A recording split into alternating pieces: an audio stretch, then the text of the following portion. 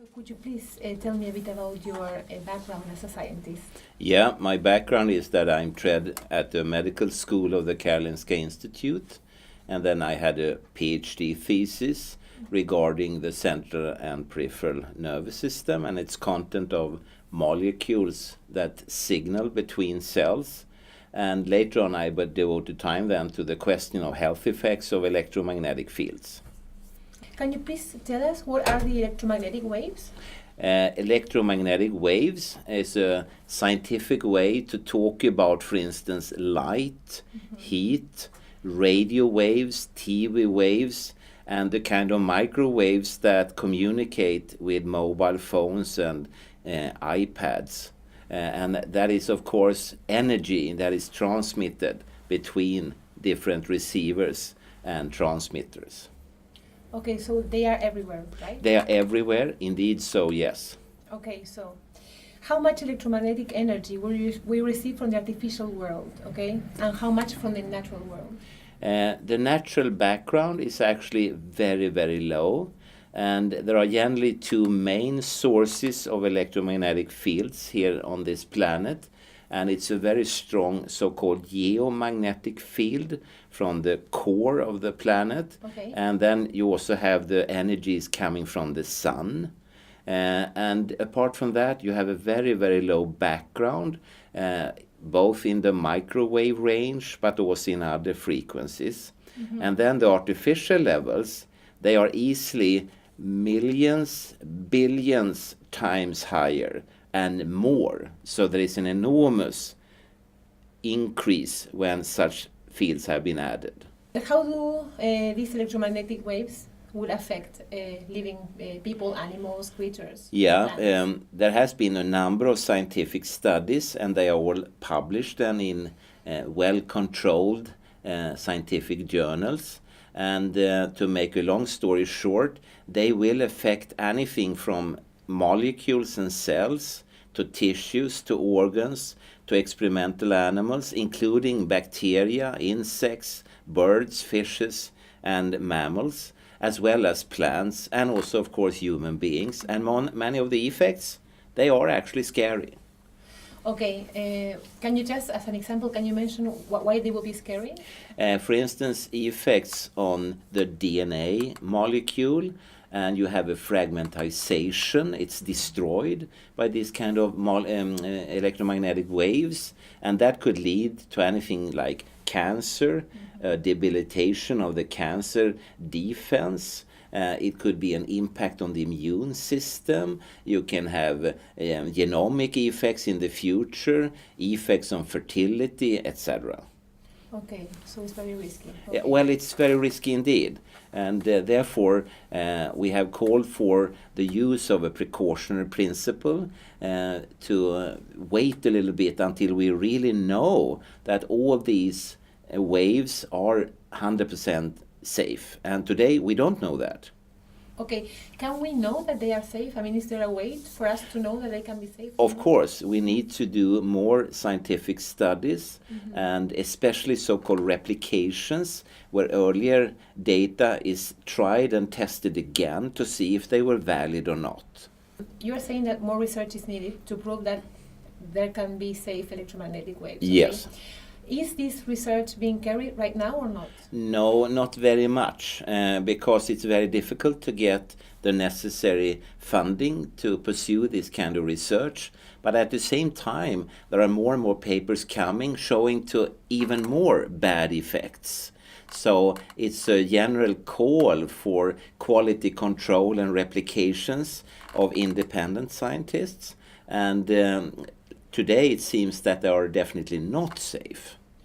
Okay, and so if it is quite clear that they are not safe, why is there a lack of interest in funding this research?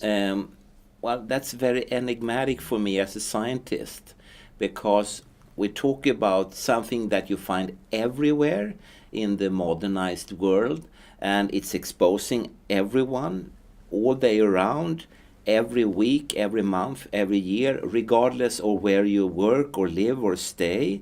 So it's a real general exposure, and if it turns out to be a toxic exposure, then something needs to be done today instead of tomorrow. And I'm very puzzled too why there isn't more interest in this.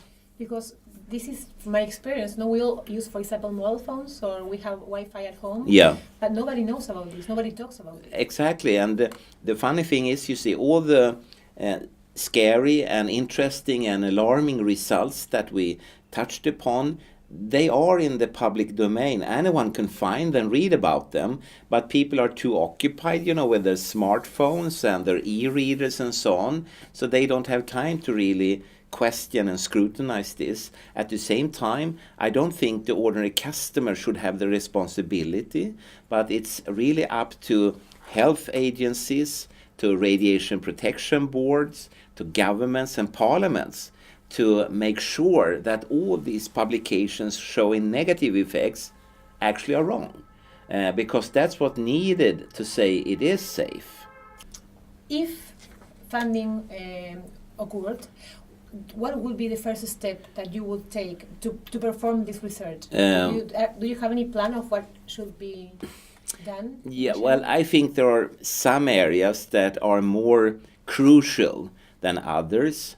And I mentioned, for instance, effects on bacteria is such an area, effects on plants, effects on other animals. There are already publications indicating that, for instance, ants and honeybees do not like all this radiation, and that needs to be checked. And of course, at the human level, some of the very important areas could be effects at the DNA level, effects on the immune system, and impacts on the fertility. Okay. Just a question. When you say that, for example, small insects dislike this radiation, how do you check that? They just run away from it, or what? No, that's a very good question. You have always to make a control experiment, meaning that the observer doesn't know what's going on, and then you have a model. For instance, you can use insects, and you check their behavior, and then if you place, for instance, a mobile phone close to this area where they live, maybe they move away. And then when you break the code, then you will see the instances when they stayed.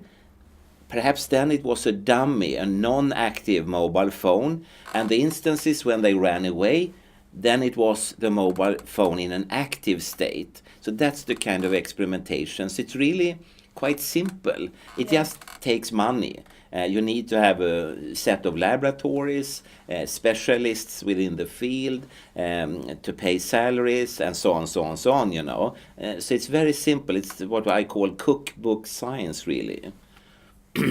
Have you considered crowdfunding? We have, but in Sweden we are not allowed to engage in this as scientists, so someone else has to do it. And I understand from what I read that it could be enormously strong. People can gather very big amounts of money, and then it's up to the crowdfunding organization or the group to decide where they want to put their money, of course. So I cannot engage myself, but if people would like to do it, I think it's a very quick and very powerful way. And you have to remember, we are interested, for instance, in something called electro-hypersensitivity. Yes, and just in the United States, there are about 15 million people. So if each one gave $1 per year, we would have $15 million per year to use for research. And each person just gave $1, So the potential is such crowdfunding is, of course, enormous. But then you have to be acting in a solidarity mode, Everyone has to get together and help, At the same time, it shouldn't really be necessary, because in countries like Sweden, at least, we pay pretty high taxes, and the government has money, so it's really a governmental issue. They should give the necessary money to this. And I say again, especially since we talk about potentially toxic environmental exposure that is impacting everyone, So the effect could be dramatic, something which the European Parliament and the Council of Europe has pointed to, that this is not a small issue, you know, this is a gigantic issue that could mean gigantic costs in the future. Okay, okay. No, so you're saying that in the States, 15 million people That order, yes. Are diagnosed as hypersensitive people? They are not diagnosed, but they have made in the state of California a scrutiny where they checked for the percentage of persons that were electrohypersensitive. And if you extrapolate to the whole of the United States, you will get in that order. Okay, well, that's a lot of people actually. Of course, and then you have to remember that United States actually, they are around 3.5%. So it's not very high. In Germany, we talk about 6%. In Switzerland, 8%. I don't know the figures for Spain, but in Sweden, it's in the order of 3.1%. So Sweden and the United States is at the low range. Germany and Switzerland at the high range. So worldwide, we are talking about hundreds of millions of people that are electrohypersensitive. Okay, and so electro hypersensitivity is considered something medical? Is it like recognized by doctors that it's a disease or something like that? Not in Sweden. It's recognized as a disability, or today we call it a functional impairment. So it has nothing to do with doctors. It's not a disease, and there is no diagnosis. They are just functionally impaired. And therefore, they should go to a civil servant at the municipality level to receive accessibility measures. Like if you would be in a wheelchair, maybe you need a ramp to where you live and work. And then you don't go to a doctor because doctors cannot build ramps. Exactly. But constructors from the municipality will do it. So. Okay, and so can you tell me how these people realize that they are hypersensitive people? I Yes. mean, what are their symptoms? In Sweden, it has been very detailed and documented, and the first sort of sign they get is in the order of 70% in front of a computer screen or similar. You know, you have to remember that if we talk about a computer screen or a laptop or a mobile phone and so on, they're all the same type of gadget. It's a computer with a screen you can look at. And some of these gadgets, in 70 to 80% of the cases, is the first thing that gets them started. And the first area of the body is the skin. That's the most common reaction. And then later on, they get other symptoms from other parts of their organ systems. Can you explain a bit more about this? For example, do they suffer, for example, from headaches? Yes, they do. They get headaches, difficulties in concentrating, they have problems with short-term memory, and other such neurobehavioral alterations. But they can also have sensations, for instance, heart palpitations, etc. So there is a number of such things. And also what they very often report is a strong sense of fatigue. They get very tired. And it's interesting because in Sweden, when we in the springtime, for the first time for a long period, get out into the sun, we easily burn ourselves. And then we get exactly this kind of symptoms. We get tired and so on, you know, and it kind of mimics ordinary sunburn, but these persons get it anytime during the year and indoors where there isn't any sun. So our working hypothesis has been that it's a radiation damage. It's something in the electromagnetic fields that changes their cells and molecules, and they are wise because they will retract, they will get themselves out of this situation, whereas you and I, who are not electrohypersensitive, we will still stay there, we don't feel anything, and maybe we are at risk of long-term effects. It has been a huge debate, for instance, about neurological diseases and cancer. Okay, in this respect about neurological diseases, so you think there is an effect on brain cells? Yes, neurons? yes, and that has been shown in very elegant laboratory experiments using animals like rats and mice and so on. And you see a lot of alterations, like on the electric activity of the brain, the EEG. You see leakage of the blood-brain barrier, damage to cells, and even cell death in certain areas. And funny enough, when scientists looked at damage and cell death, it was in one area called the hippocampus, which is responsible for short-term memory. So what the persons report, you can see at the animal experimentation level, so it corresponds and it kind of forms pieces of a jigsaw puzzle that are starting to fit together. And there are not few pieces, there are many publications. And they all point in the same direction, saying that different animals, different cells, different molecules and so on should not buy and own these gadgets. About these effects, are the same effects in children? Is there any research done on the effects on children or not? Generally speaking, it's very hard to be allowed to study children, especially when it comes to various forms of experiments and experiments of invasive nature.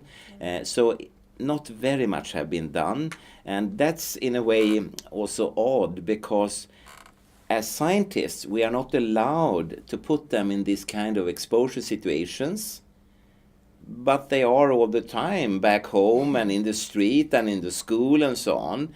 And I have coined this expression that this is the largest full-scale experiment ever with mankind. Everyone is exposed wherever they are, 24/7, whole body irradiated. And the question is, can we really take this? And the few experiments that has been done on not children so much but teenagers says this is not good. For instance, in a linguistic test, boys made it less good when they were exposed to mobile phones than not. So it's pointing to that there are effects that are not positive at all. Okay. Do you think, I mean, of course you cannot test that, but do you think, according to your experience, that children could be more affected by the same ways that adults are exposed? Maybe they are equally affected, but the effect on society will be much worse, because if I, for instance, would die here and now, that wouldn't mean very much. But if children are affected, well, then there isn't any tomorrow. Yeah, okay. Then it's the end, really, of mankind, So the effect could be much worse from a society point of view. And then again, there are discussions and debates whether maybe children are more affected because they are in a growing state. Their minds and brains and bodies are not finished yet. They are still altering it, and like their skull bone is much thinner and so on. Maybe there are such changes, but I think the important implication is, what does it actually mean for tomorrow? Okay, because children, for example, now schools have Wi-Fi. Yes. Also universities, etc. So yes. Children are really very exposed. Yeah, and at homes and in the street and so on. So it's everywhere. I noticed, for instance, this morning we took a cup of coffee at some place in Barcelona, and every coffee place there said they had free Wi-Fi. Yeah. So it's everywhere, really, And also in the streets. In Of course, yes. Wi-Fi Of course, yeah. So this is interesting because we are happy Yeah. to have Wi-Fi. Yeah, and in Sweden I have several times written to the Swedish parliament and government and said, since you allow this full-scale experiment with every person in Sweden, you must know that this is safe. So I want, as a scientist, to read these documents. So please send them to me. And in Sweden, we have a complete transparency. If such documents exist, they have to send them.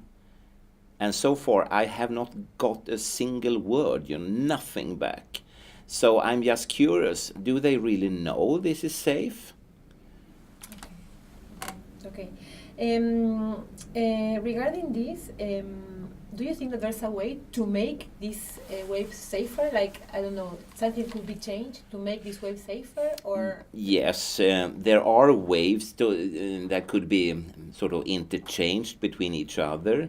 Maybe one could use long wave radio communication and so on. But maybe the easiest way is to just use a wired shielded setup and remove all these unnecessary electromagnetic fields. So maybe that will be the solution. Okay, to remove all what is unnecessary? Yes. What do you mean exactly? Like Just using a wired shielded systems, mhm. and the only difference would be that you cannot run around with your mobile phone and so on because it will have a cable. But when I looked in Barcelona, for instance, I saw a lot of people using their mobile phones, but they were always sitting down when they were talking, so they don't seem to need this mobility very much, and children definitely not. Children should sit down and listen to the teacher, not run around all the time. So that could solve part of the problem. And of course, also then, like in Sweden, we have a big company called ABB Cables, and they would be extremely happy to sell all cables in Genf because they used to be big and now they are small, yeah. but they could be big again, of course, so. Okay, okay. Yeah, because this is the other part. What is interesting, do you think that there are economical interests behind this lack of interest in making this public? I hope that there isn't, because I hope that 2013 mankind has matured a little bit better than that. But I know my science history, so the answer is yes. There are economical interests that will block and so on. And I hope they really know what they're doing, because if it will turn out to be a negative effect, a considerable negative effect, now or in the near future, in the far future, the cost for society could be astronomical, really, Is your approach against the development of technology? What do you think? No, not at all. I don't want to strip anything from people if they want to use various sources of information like the internet and all the subdivisions with Facebook and YouTube and Instagram and whatever, and all the games and funny things and adult movies and so on. It's really up to the consumers to decide what they need. But if they get it in a cabled, wired, shielded format, it will be the same. Okay. They will receive exactly the same information, so there wouldn't be any difference whatsoever, but they wouldn't be so heavily exposed. And then the question is, of course, if that reduction is enough or not, and we will see. Yeah. That the only way to see that is by observing. So doing it and see what happens. Which in a way is cynical, because that means that society is prepared to take a chance. It could turn out to be very, very bad for people, and in the meantime, people have said, well, let's take a chance. And let's see what happens. Yeah. And that is, from a moral and ethical point of view, quite sarcastic, I must say, Because, sorry, I mean, we are talking about toys. These are not life necessities, which makes a huge difference, Life necessities would be like clean water, clean air, food that you can eat without risk, love, compassion, understanding, respect. Are the life necessities. That's basic. Yeah, not only basic, but necessities. And these other gadgets, they are just toys. And I'm a little bit surprised if we have an animal species that allow a toy to kill them, if you see what I mean. I mean, that would say that there isn't any Homo sapiens, meaning the wise man. It's a Homo stupidiensis instead, so. Yeah. But again, behind these toys, we have people who are making lots of money. Probably that's. Of course, and not only people, but also whole governments and countries. Like in Sweden, we have been very, very happy to have Ericsson telecommunication, which has brought a lot of prosperity to Sweden, a lot of income, and persons have got jobs and so on. But it couldn't be at the cost of people getting problems and diseases and impairments and so on. So what you're asking is not to have like a prevention of development? No. On the contrary, I mean, in this discussion lies also, if you flip the coin over, a positive side. The inventor or the company that realizes, hey, here we have a problem.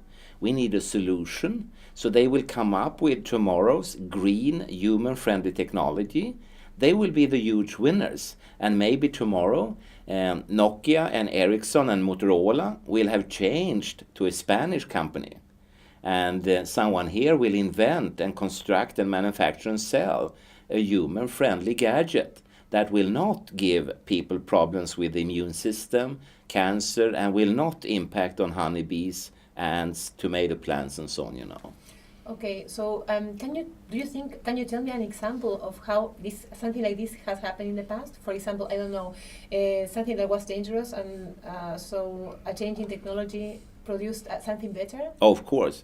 For instance, in Sweden has been very famous for many decades for its car safety, and Volvo and Saab, they were very early with different car safety products and developed it more and more and more. And nowadays it's standard in all types of cars, but Sweden led this development for many years. And also not only a change in technical development, but also in scientific knowledge.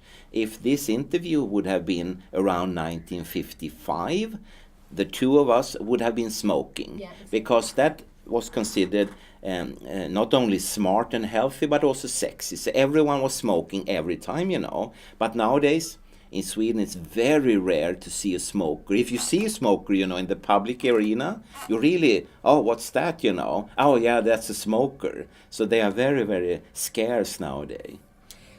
Would you compare what is happening now with electromagnetic waves to what happened with the cigarettes historically? Yes, historically, I think there are a lot of parallels. And from the very beginning, people kind of engaged in these products. And also ice-cold commercials made you feel that you had to smoke all the time, you know. And it's a little bit like the same now. One famous telecom manufacturer says that their technique connects people, and but from a psychosocial point of view, it's actually the opposite. People are now disconnected all the time, you know, and they are talking with their phones instead of talking with each other.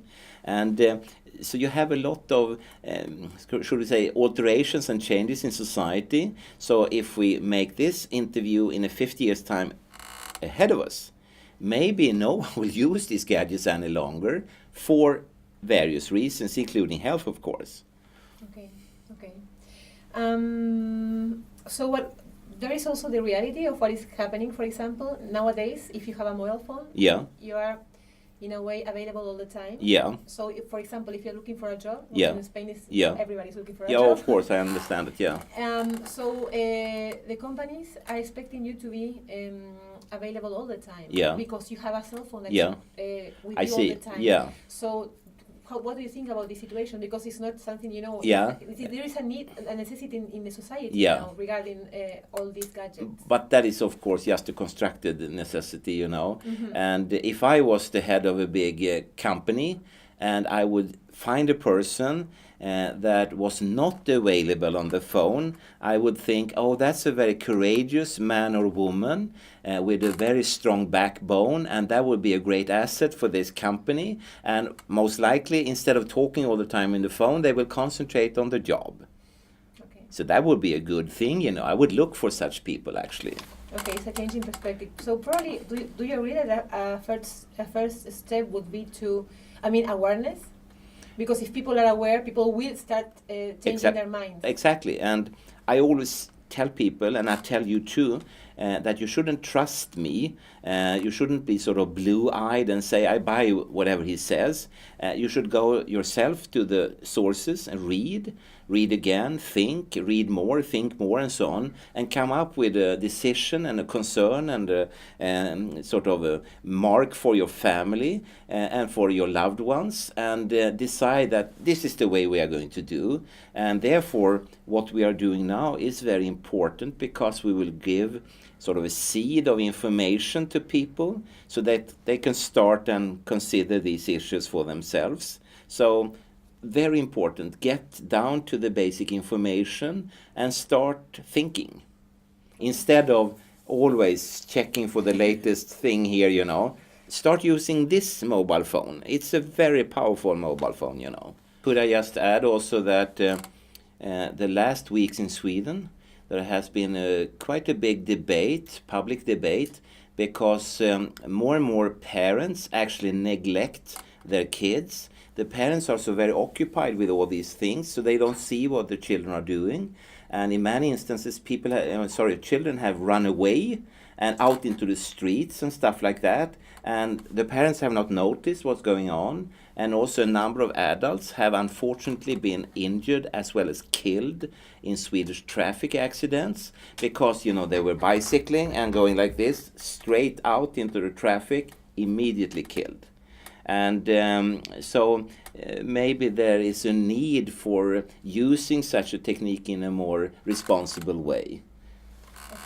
Okay. Yeah, this is true. Yeah, and I mean from a kind of information point of view, and as a learning tool and a teaching tool, it's not very impressive at all. I mean, if you look around in Sweden, it's hard to find a new Albert Einstein or a new William Shakespeare or a new Picasso. Yeah. In spite of we having all these things, and it's particularly evident in the Swedish school nowadays. Swedish children the last years have been given for free laptops, computers, mobile phones, e-readers, whatever, everything. At the same time, the learning quality in Swedish schools have dropped dramatically, and it's a national crisis. We have gone from the top positions to the very bottom positions, and the last political party leader debate was very much focused on what shall we do. And from my point of view, it's very odd because everyone has said if we must give the kids all of these gadgets, they will become a new Picasso or Albert Einstein, and they didn't. They just become more and more dumb, actually, So as a teaching and learning tool, an information handling tool, it's not very impressive. I think you are impressed when you see people using, again, this mobile phone, because that's really what it boils down to. Yeah, actually here in Spain, now there are many private schools who are giving tablets to their students, so they don't need to bring their many books, etc. Yeah. And so this is something that is happening now. Yeah. Everybody's like, children know how to use tablets. And of course, I mean, I don't want to strip anyone from the joy of having such a tablet, but I just saw recently research from Norway where they looked on writing capability of children, and it turned out that when they have formed the letters by hand, you have another imprint on the brain than if you form every letter the same way just by pressing a button. A W, an A, an E, and so on. It's the same movement. So there is the same imprint. There is no differentiation. Your language narrows down very much, and your understanding how a language is constructed. And there are questions and warning signs that I think it's needed to attend to. And then, of course, finally, you have direct effects on learning capability. I saw recently a study where boys had been subjected to a linguistic language test, and when they were exposed in the double-blind fashion to mobile phones, they did less well. So actually the microwaves as such makes you dumber. Okay. Yeah. Okay. So my next question would be specifically related to Wi-Fi. Yeah. Do you think that Wi-Fi as an electromagnetic wave is different, is more, let's say, dangerous than others or not? It's very hard to know. There are a lot of debate, and different systems have different characteristics. And from a scientific point of view, it doesn't seem to be a very big difference. There are indications that, for instance, continuous waves are less biologically dramatic than if you have pulsed waves and so on. So there are differences, yes. But the problem is that when you talk about all these gadgets, you have all of these different type of electromagnetic signals. Not only Wi-Fi. No, it's everything at the same time. And finally, the exposure levels compared to normal natural background are astronomically high for all these gadgets. Some is lower, some is higher, but we are talking about enormous impacts. And the question is our body, our cells and molecules really prepared for this? and it doesn't seem so. Okay. Do you know, have you heard of any materials available that could protect, I don't know, for example, a room? Yeah. If I cover the walls with Of such a course. material? Yes, or yes, yes. clothes that Yes. if I wear, Yes. I am less Yeah. exposed to? Yeah. If we, for instance, talk about microwaves, you can have microwave shielding cloth as well as paint that will keep them out. And that's sort of basic schoolbook physics. Mm-hmm. If we talk about power frequent magnetic fields, then you need very special protection, which is very expensive and also will make your room weigh a lot. A room like this would easily weigh like 20 tons suddenly, because you need thick metals and so on, and also the room will be extremely expensive. But at the same time, you know, I'm not so sure if we should go in that direction. It's a little bit like you have a society where you go to one store and buy things that are dangerous for you, and then you need to go to another store to protect yourself. If that would be like something we eat, we wouldn't even consider going down that road, you know. We would just say, no way, I don't eat this, you know. So, sorry, I don't eat this at all, you know. And so maybe we have to think twice then. Yeah, and it sounds stupid. Yeah, it's kind of stupid. Yeah. And then we just do things for profit, not for life necessities. There are a lot of gadgets on the market, stickers you should put on your computer and mobile phones, and different crystals and stones and whatever. We have not tested all of them, but the ones we have tested doesn't work at all. And we cannot even understand how they should. The only things that do work, that's what I mentioned before, these microwave shielding materials. Mm-hmm. That works, definitely. But only to a certain level. It doesn't take away everything. So the question is again, the remnants, are they equally poisonous as the rest? And that we don't know yet. Could you give me like, I don't know, to order them according to which one produces more electromagnetic waves? No, you have to measure that. You must make a professional measurement, because that will be very different between different installations. Some will produce high frequency fields, some will produce extremely low frequency fields, and so on. So the profile will be very different, and you need to take one at a time and check at it. But it hasn't been done so far. Oh yes, again, this is basic physics. So there are thick books you can look at and check whatever. But it doesn't really help you very much, because we don't have a corresponding book saying which is the most and less risky one. So you will get the technical information, yes, but not the biological risk analysis. And could you give me an idea of what is like less safe? Like if at home I have a computer, I have a television. Yeah. I have, a lot of things at home. What is less dangerous? Could you tell me that? No, I cannot really say that. No, no. You have to decide yourself, actually. Okay, so. okay. Yeah. And could you give me, for example, 5, pieces of advice that you would give to anybody who wants to, right now, the way the things are now, no? To have a less exposure to the waves or not? Can you give me like 5 tips? Well, to begin with, I would say to anyone watching this video that one could start in one's home and at the workplace and places of leisure, and take each gadget. Do I have to brush my teeth with an electric brusher, or can I do it with an ordinary brush? And do I have to whip the cream with an electric cream whipper, or can I do it by hand? Do I have to write all letters on a computer, or could I write it with a pen and paper? And depending on the answers, you will get to sort of a personal profile. And it will maybe be no, yes, no, and so on, And you will end up with a number of things that you feel you really need, and some that you can say goodbye to. So that could be a first step. And in parallel, I would also get information. I would start reading and thinking about these things, particularly when it comes to responsibility for coming generations, if you have children or grandchildren and grandchildren. And also I would start approaching people in power, like politicians and civil servants, and really urge for documentation and also for responsibility, and also what they are doing, for instance, in Norway, which I like very much. They demand to have a single name on a person which will be held responsible in the future if it turns out to be a negative health effect. And they want to have a name, not two names, one name. That person is responsible.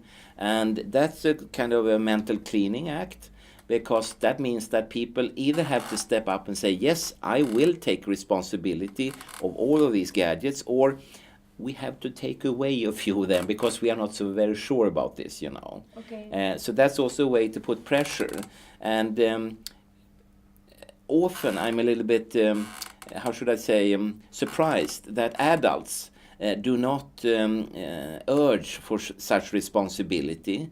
And if they did in all instances in society, I think the society would look different.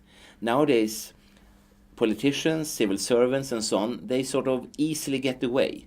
They could do very bad things, but they just get away. Yeah. And you should not allow that. And finally, and maybe we don't have 5 items now, but finally I would say, at least in Sweden, maybe you're doing it here, but in Sweden people very rarely use a very special word, namely no. No more of this. No, I don't accept this. No, no. So that's also a way to put pressure. There are differences between Sweden and Spain. Okay. But I hope that we can do things. Yeah, here. yeah. I think that awareness is very important. Yeah, of course. Yeah. How can we change awareness? Yeah, but as you are doing now, to disseminate information, like putting seeds in the ground, it starts growing, and people start talking with each other and make other types of decisions. And in parallel, as we said before, maybe a Spanish inventor will invent tomorrow's human-friendly technology, and so it will get into solutions instead of just seeing problems. Okay. My next question is related specifically to mobile phones. Yeah. Okay. Is there a difference related to, for example, if the mobile phone is in standby? Yeah. Producing the same amount of electromagnetic waves are the same if it is being charged? Is there a difference or not? Oh, there are of course differences depending on how the mobile phone is used, and the differences will characterize each stage of its usage. But again, compared to natural backgrounds, it will still be a very, very, very, very, very, very strong radiation source, regardless how it is. So. Okay, so even if, for example, when the mobile phone is in standby, it's not as would we say it's not as dangerous as when it is being used? Well, you don't know that, because in standby, the most modern telephones will just send single signals. If it's really standby, it's not moving around. You don't have it in your car or anything like that, but it's just lying on the table, for instance. And if we sort of just make an image and say that each time it sends a signal, you get bitten by a poisonous snake, will you die the first time or the 1000th time? Well, you will die the first time. So the impact on the biological system could be very bad already at the beginning. And there are studies, for instance, on the blood-brain barrier leakage, where the rats were exposed for 1 minute. Not 1 year or anything like that, 1 minute. And at a very low exposure level compared to what you and I should stand. And they got this dramatic leakage of the blood-brain barrier. So it seems that 1 bite could be enough, you know. Enough. Yes. Okay. And I think there's a misconception that always more is worst. For some effects, like the DNA fragmentization, then you have a cumulative effect, meaning the more you're exposed, the worse it gets. Okay, so it's a cumulative. Yeah. Okay. And is there, I don't know, because a couple of years ago when they started to relate cancer to mobile phones, for example, they were talking about a safety distance that you can keep between the mobile phone and your head, for example. Is that true or not? Is there a distance that is safer? 1998, I actually asked an expert on this in Göteborg on the west coast of Sweden. There was a big conference. And 1998 is a long time ago. Yes. But still the knowledge was quite good. And I said to him, if I want to avoid all the kind of effects that scientists see at the guideline levels below them, very much below, or very, very, very much below, how far away on the table should I put my mobile phone in that case? And then he said exactly this. Well, Olle, it's a little bit hard to say, but judging from the results we have, I would recommend a distance of 5 to 10 kilometers. You know, these mobile phones, they are not weak radiation sources. They are very, very strong. And then he also said that, but in a way it's meaningless, because you will still have all the base stations around you, so you will still be at an exposure level, giving serious effects on molecules, cells, and so on. So no one seems to be safe from that point of view. But it's worse to have a mobile phone in your house, I guess? Again, we don't know that. Exactly, yeah. We don't know that, but you have to remember, when you buy a mobile phone, you get a thick booklet with instructions. No one reads that. No. But in the book it says that you have to keep the mobile phone away from your body at least 1 inch. Oh my God, I have never read that. Oh yes. And this is a very smart precautionary principle, because when you buy a mobile phone and should use it, you must in some way touch it. You must hold it in some way. Yeah. And the moment you do it, you have violated the instructions from the manufacturers, so you can never hold them liable. Because they will ask you, well, how did you hold your phone? Well, I held it in my right hand. So you held it in your right hand? So your right hand was touching it? Yeah. No inch We said you had to keep it 1 inch away. Have you touched it? Forget it. We will never pay anything, you know. This is very incoherent. Yes. And it's interesting, because if it was a safe gadget, then there shouldn't be any safety distance. No. If it's safe, it's safe. If I give you, again, a snake that is non-poisonous, it's no risk to hold it. It will not kill you, you know. But if it's a poisonous snake, then I recommend you not to hold it. The question will be if there are any insurance companies that take this into account, this electromagnetic effect. No, they don't. The world's leading and non-leading insurance companies do not assure for certain things in society. Again, people are not aware of this. But for instance, they do not assure for effects of gene-modified organisms and gene-modified food. You are completely unsecure there. Health effects of electromagnetic fields is such an area, and there are a number of others. And at the meeting in London 2004, we met representatives from different companies, English, Swiss and so on, insurance companies. And it was interesting because they were very outspoken, and they said for them it's not the question if there will be a health problem in the future. The question is only when will it come, and when it comes they will not be part to pay it. And therefore, when they write their different agreements in the very small print, they write that they do not take responsibility for this. Also, the operators, when they have signed different agreements and licenses with countries, you will find somewhere that they say they do not take any responsibility for any health claims in the future. And they were very outspoken there. They said that they wanted to have the profit, but the cost they gave to society. Okay. And again, very odd, if it's a safe technology, then it's completely safe to insure it, because never will there be any claims. It's safe. how to measure these electromagnetic waves. Can you explain that? How they are measured? I mean, not only in relation to intensity, but also in the quality, how they are measured, and if if there is any like device that you could buy to measure the waves that you have in your house, for example, or in your job? Yeah, to professionally measure different electromagnetic fields is simple, but it's very costly. You need very special laboratories, very special measuring equipments, and a technical know-how that the everyday persons do not have. Okay.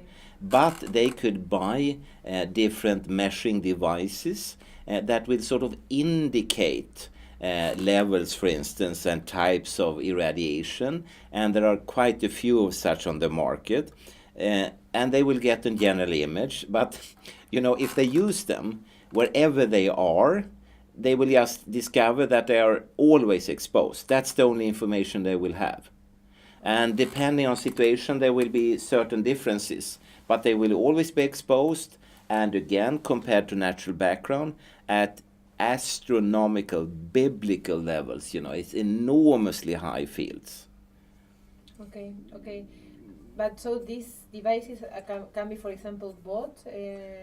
Yes. Yes. Okay. Yeah, you can buy them on the internet, you can buy them in shops and so on. And as I say, they are not very expensive at all. They probably will cost maybe 20, 30, 40, 50 euros. Okay, And then you will have a kind of an indicator that will tell you that, yes, I'm subjected to... Not precise, but at least No, it gives you an yeah, idea. just an idea. And as I say, it doesn't really help you very much, because you will discover that you're exposed everywhere, All the time. Yeah. Are there any places where we could be safe? Like, I don't know, if I go to the countryside, Yeah. Okay. Yeah. You can, of course, buy, for instance, abandoned mine and with no electricity or anything, and then you can live underground. That would be such a place. And also, for instance, in Sweden, there are quite a few places, because, Sweden is a very big country, most of it having no people living there, just big forests. And these operators do not burn energy right out into nowhere. So there you will find very low radiation levels.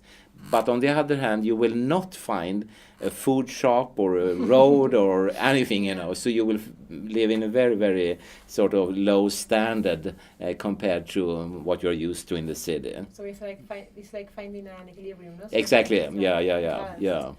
Okay. My question then will be: every electronic device is producing these waves?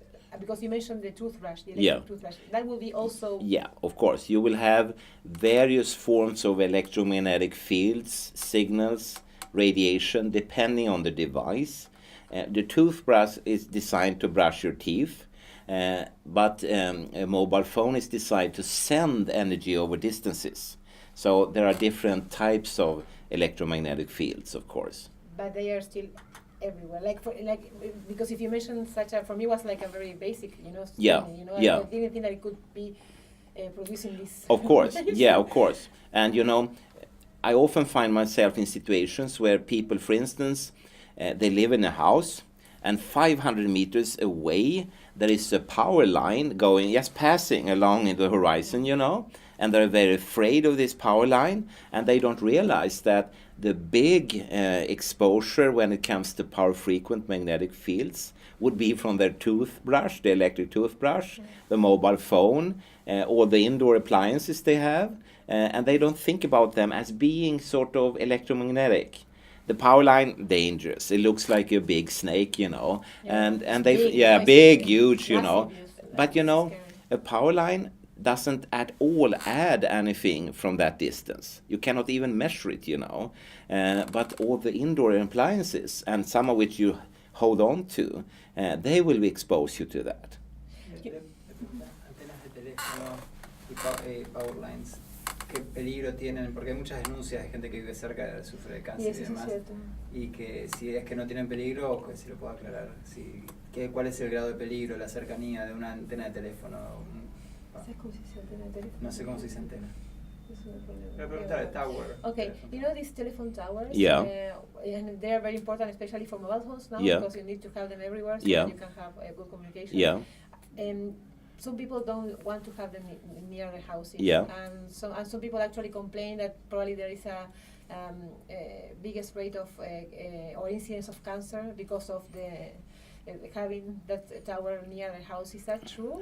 No, there are no such data really that points to it. And also when people try to move away such an antenna installation or one of these big towers, it's not very nice to other people that they don't suppose should have it instead. They move it from where I live, but someone else should have it. Yeah. And also I think it's a little bit odd that they want to move away things. What they should say no to are, of course, the microwave exposures. Because the telephone operator, like in Sweden, they have quite often said, okay, we move it away. So they do, and then they just upgrade the output power, so the levels of microwaves are still the same. And then people say, oh fine, good, they did as we said, but actually they didn't do anything. They just moved the physical structure away so you don't see it, but the waves are still there. Yeah, of course. So many times I find the debate a little bit skewed, as the Englishman says, and they should concentrate on the actual exposures. And if I don't want to have this exposure, why should you have it? So it's also a solidarity issue involved in this. Okay. And finally, you know, and maybe I shouldn't say this, but I often get to places.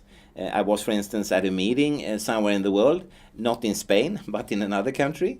And the people in the audience, they were very much against mobile telephones. And then it was lunchtime, and everyone ran out talking in their mobile phones. So when they got in, because I had a lecture after lunch too, I said, I just cannot trust you any longer. Your credibility is now zero in my mind. You have to make up your mind. Either you're against it or you are not. And it's obvious you are not. I just use it a little, someone said. Well, the moment you call a number that is a mobile phone number, even if you have a wired telephone, then you say yes to the whole infrastructure in the whole world. Yes. Every base station, every antenna, all of it. So you really have to make up your mind. During the previous discussion, we compared and said that if this would be, for instance, child pornography, and we would say no more of that, then I cannot sneak myself looking a little bit at that, you know. I have to make up my mind, really. You're for or against? Yeah, for or against. It's a credibility issue and also solidarity. If I cannot have this exposure, why should you have it? Why should I call you to your mobile phone? Exactly, yeah, exactly. Okay. Can you mention which specific research have been carried out related to mobile phones? That research that could prove how unsafe they are? Oh, it's just impossible to summarize that. You know, nowadays there are thousands and thousands and thousands of publications, and if anyone would like to sort of just feel their way through some of them, they could look, for instance, at a report called the Bioinitiative Report, which is a very short summary of approximately 4,000 publications, all pointing to that this is not a good thing to expose people to. Can you repeat the name, please? The Bioinitiative Report, okay. And it's found on the internet, okay. so you can Google it.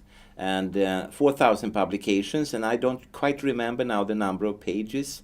I think the report is in the order of 1,400 pages or something like that. So it takes a while to read it, but just by holding it in your hand, you realize that, wow, authorities says there is no data, there is no research, and suddenly you hold kilograms of paper in your hand, you know, it's heavy. And it's just the tip of an iceberg. If you want to dig deeper, there is more and more and more. And while we are talking, I'm sure that new papers are published. And for instance, when I go away somewhere in the world and I'm away for a day, just a day, when I get back, often there is 1 or 2 or 3 papers more, you know. It's very quick development in knowledge. And as I say, unfortunately, it points in the very same direction.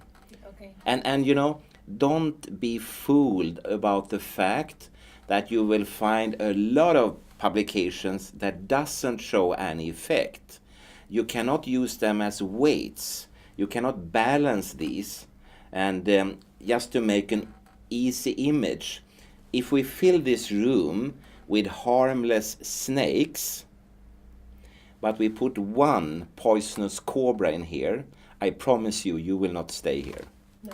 One report is enough to change the behavior of mankind, you know. So you don't need thousands of thousands.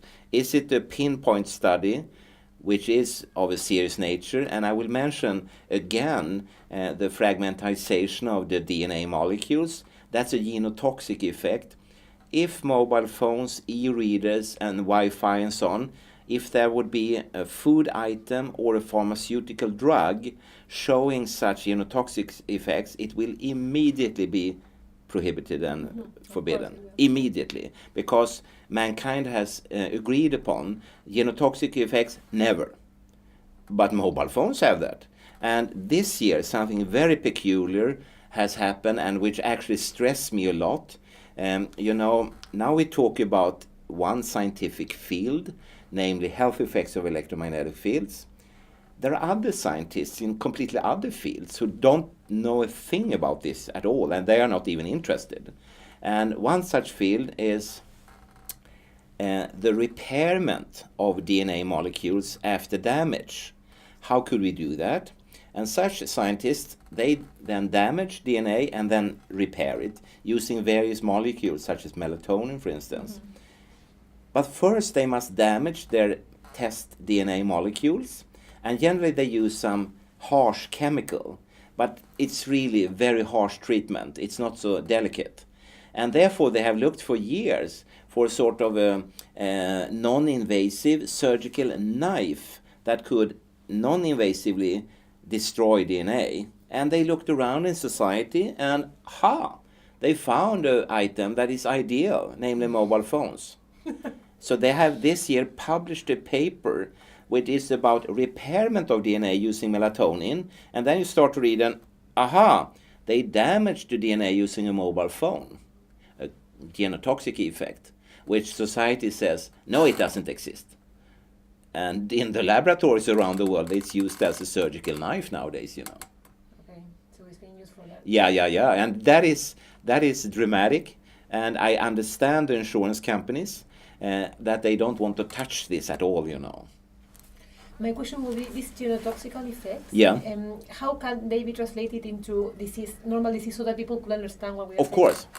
You know, if you have genotoxic effects, alterations at the DNA level, that could lead to, for instance, that vital cells in the immune system suddenly doesn't work, and suddenly sort of a normal disease like a flu could suddenly be very, very deleterious and be very hazardous to mankind. And it could ruin the whole immune system, and not only in us, but in animals and plants, bacteria and so on, you know. And somewhere it could be a dramatic effect. And right now, for instance, people are very afraid of the reduction in insects worldwide, especially the pollinating insects. And they don't know why it's like that. It could be a virus, bacteria, parasite, and so on. But maybe it could be electromagnetic fields from mobile telephony. Yeah, and that is a threat to all the flora, right? Exactly, yeah. And in Sweden there was recently a debate, and someone said then, if there would be such an impact on pollination, meaning that we don't have more food, we will still have food for several years. And then there was another expert, no, not several years, we have for several months in Sweden. But then the third expert said, no, you don't even have for a week before it will be riots in the street and people killing each other over food. So the preparedness of society is not very strong, you know. So we don't even know what the effects will be. No, exactly. So, but also when we go back to genotoxic effects, that could be the start of cancer, for instance. Okay. It could, yeah, and the most serious effect is, of course, damage to sperm cells and egg cells, and then there will not be any tomorrow, you know. So Because there's been an increase on infertility. Yes, yes, yeah. And they still don't know exactly the reason. Exactly, and what they see is that they have, in Europe, for instance, a dramatic reduction in sperm quality in men, and they don't know why. And then they have done experimental work using a mobile phone as an exposure, and then the sperm cell quality went down. Motility, morphology, viability, etc. So sperm cells should not buy and own mobile phones or e-readers or Wi-Fi and so on. Okay. But they're exposed. While we talk, everyone on the street, they are exposed. And the coffee shop says, free Wi-Fi. They could just as well maybe say, we will kill your sperm cells for free. Don't worry. Yeah, exactly. No more babies. And it's for free. This is something personal, but my husband carries his mobile phone here. Yeah. This is what everybody does. Yeah. And the other thing is that everybody uses their mobile phones as, for example, alarm clocks. Yeah. Because we don't use alarm clocks anymore. We use mobile phones that sleep next to our heads. Yeah. Every single day. Yeah, I know, yeah. And again, going back to what we said before, if you think, no, this is not so good, I shouldn't use my mobile phone as an alarm clock, why don't you then go to shop and buy an ordinary old-fashioned... Exactly, that you had as a child. They're still around, there is no problem, you can buy it. Yeah. And you can use it instead, and it will give you the same wake-up call. Yeah. There is no difference, No. And so there is a lot to be done. And you mentioned your husband, he carries it here, but it's not an inch away from the body. No. So he can never sue anyone for that, There is no liability claim because he has violated what it says in the instruction booklet. Keep it at least 1 inch away. And also, it's interesting to see that, for instance, telecom manufacturers, they have applied for patents, technical alterations of their products based on cancer risks. Publicly, they say there is a safe technique, there is no problem, but in patents, which people never see, they say, oh, we must apply for this, because there is a cancer risk here. So they speak with double tongue, as you used to say, And again, it points to that no one is really safe, that they are safe. For example, we talk about the amount of... When I remember as a child, I remember there was no... now everybody has, everybody, somebody knows somebody who has cancer. And I think this is really scary as well. Because and like in Sweden, and I think maybe it's the same here, cancer is an issue, that's for sure, but the real big issue is allergy, asthma, and other oversensitivities. When I was a kid, it was extremely rare to find a child with any form of allergy. Today, more than 50% of children in Sweden up to the age of 14 are allergic asthmatic. And when you allow the key cell for asthma and allergy, the so-called mast cell in your body, to be exposed for levels of microwaves from mobile phones that you are supposed to withstand, they react as if they would have met pollen, nickel, or some other allergen. Oh yes, it has been published in many times. And also there is a Japanese scientist who has shown that you have an eczema, and you're exposed to eczema from mobile telephones, it gets worse. Yes. So you see, there are so many pieces in this jigsaw puzzle. I know, but and the funny thing is that, or maybe not even funny, the scary fact is that it is in the public domain. Anyone can download this information, and after this video they will of course know. So again, information dissemination is very important. Could you please tell me which sources are, sources to go and find good information about this? If you are used to using the internet and you know what to get out of it, you can then start to search scientific databases, which you can use for free, or sometimes you need to pay a small amount of money. But if you're not a sort of keen user, maybe you should go to a library and ask a librarian to help you to get out relevant information, because the risk is that when you enter the internet, you get out a lot of rubbish. Exactly. Yeah, that you will not benefit from. And also, of course, in all democracies like Sweden and Spain, you're allowed to call universities and ask university scientists to send the information, and they have to respond to that, Okay. And sorry, I will also add, I mean, after all, we pay a lot of money to the European Parliament and Commission. They have a lot of information offices which are excellent, so you can also contact them. About this experiment that Danish people did with plant seeds and to prove how exposure to electromagnetic waves affected them. Yeah. What do you think about this study, and can this study be reproduced again in different schools? Yeah, of course. This study was initiated by 6 Danish schoolgirls and their teacher, and they used cress seeds and exposed them in a very nice way to various electromagnetic fields. And they kept all the other parameters constant, the light, the amount of light, the amount of water, and so on. And then they received very interesting information that these seeds didn't like the exposure from the mobile phones. And of course, this is not a sort of genuine scientific study. There are question marks and so on. And but they have initiated, I think, a very interesting area, and they were not the first. Other scientists doing extremely well-controlled studies, like in France, had already 2008 shown that tomato plants do not like exposure from base station radiation. So that was already out there. And then we said to ourselves that, hey, these Danish schoolgirls and their teacher, they're very clever actually, and we should try to replicate this. And together with the Belgian scientists, we have started some replications, and to do it even more controlled and in a so-called double-blind fashion, so that the person that observes this doesn't know this tray of seeds, is it exposed or not? Okay. Just reporting all the data, and then you will see, does it fit with the exposure profile or does it not fit? So that's the way it should be done, and the key word is control. Always keep all parameters exactly the same and just change one, exposed or not exposed. All others should be the very same, exactly the same.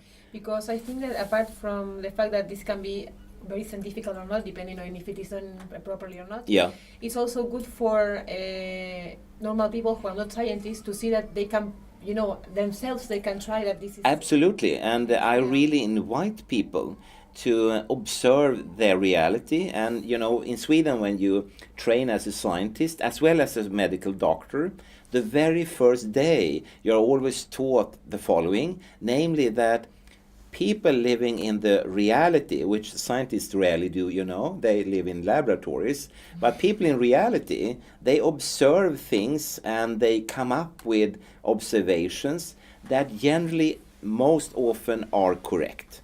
You may not trust them, you may not believe them, the observations may not fit your sort of picture of the world, but they are most often right. So they very often initiate new areas of science and observation and knowledge, and it's very important that people start to report. And they may be wrong, they may be right. It's up to science and society to really scrutinize that. And I often, when I give lectures about science theory in Sweden, I say that as a scientist, you're part of a mental fire brigade. We have ordinary fire brigades to put out fires in our homes and workplaces.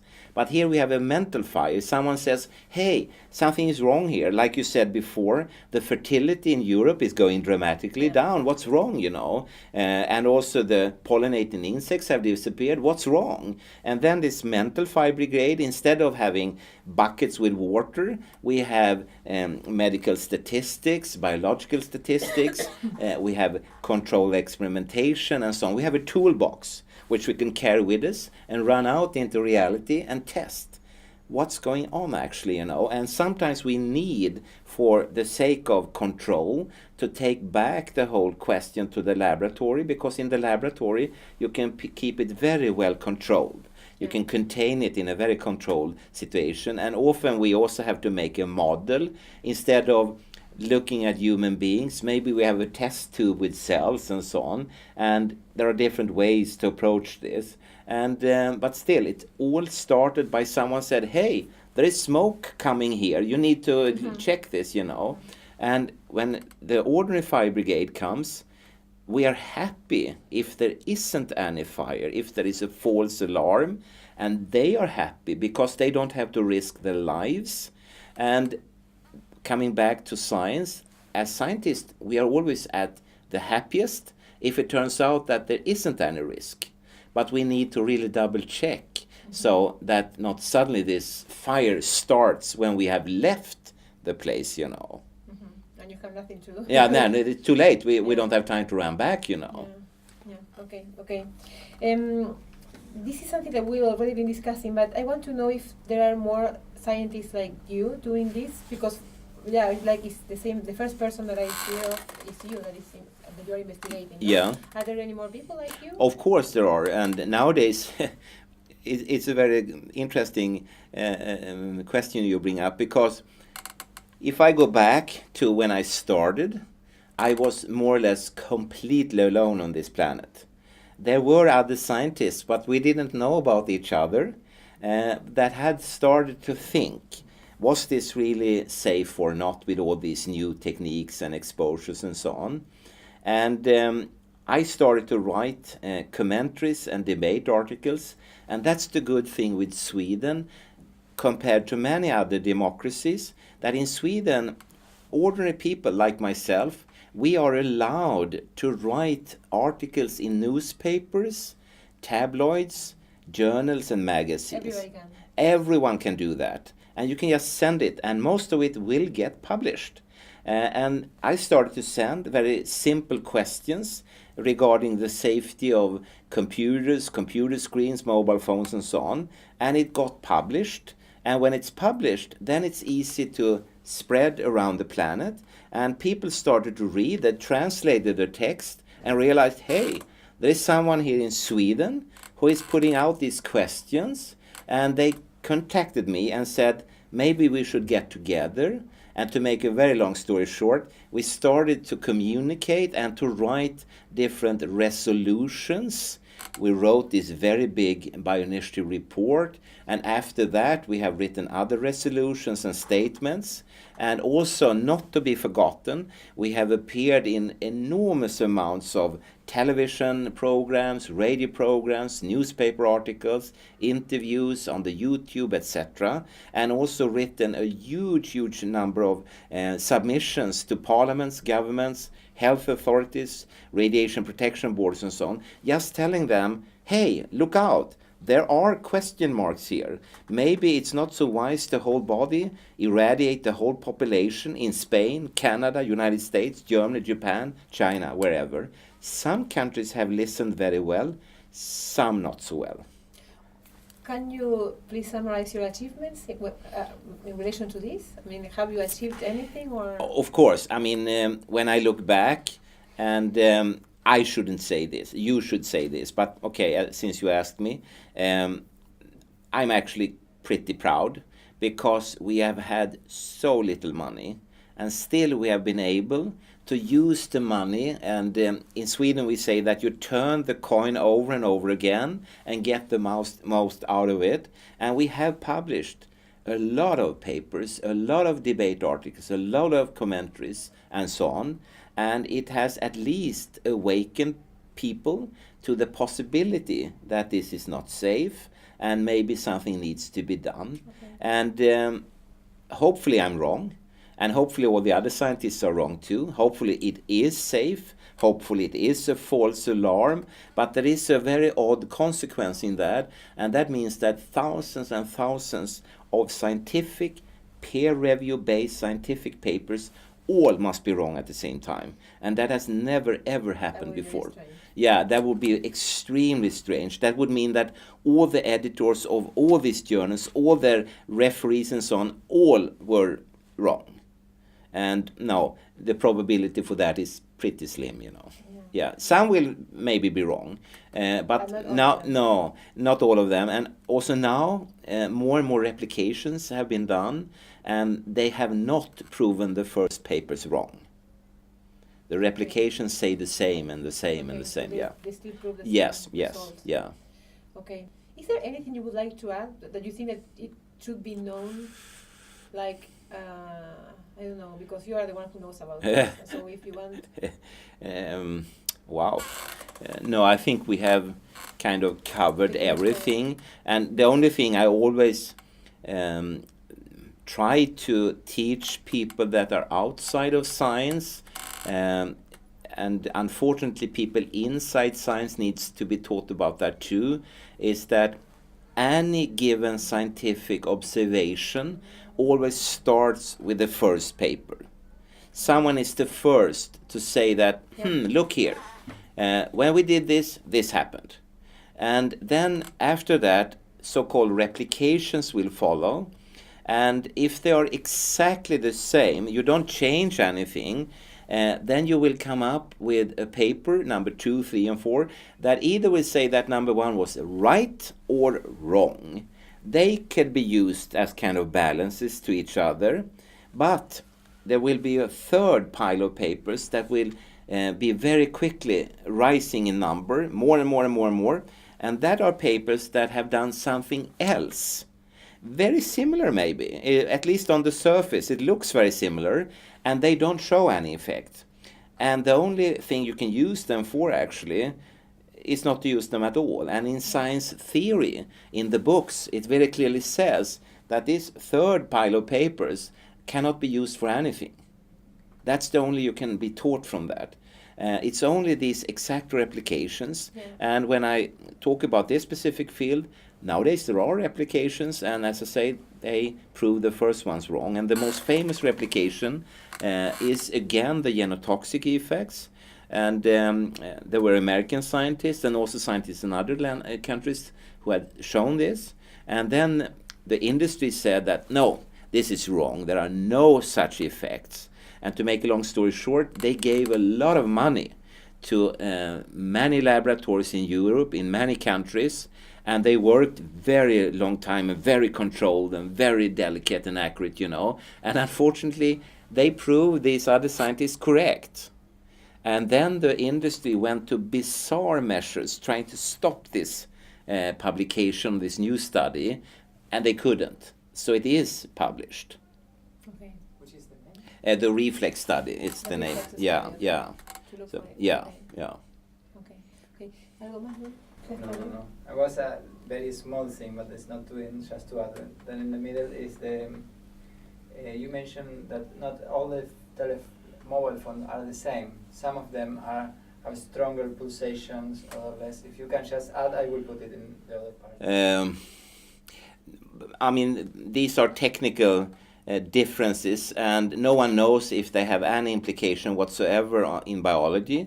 But when you see biological and medical papers, there seems to be differences between different waveforms, frequencies, pulsations, modulations, and so on. And maybe, dependent on that, you could construct in the future some kind of a safe technology, for instance, by using lower frequencies, meaning longer wavelengths, maybe.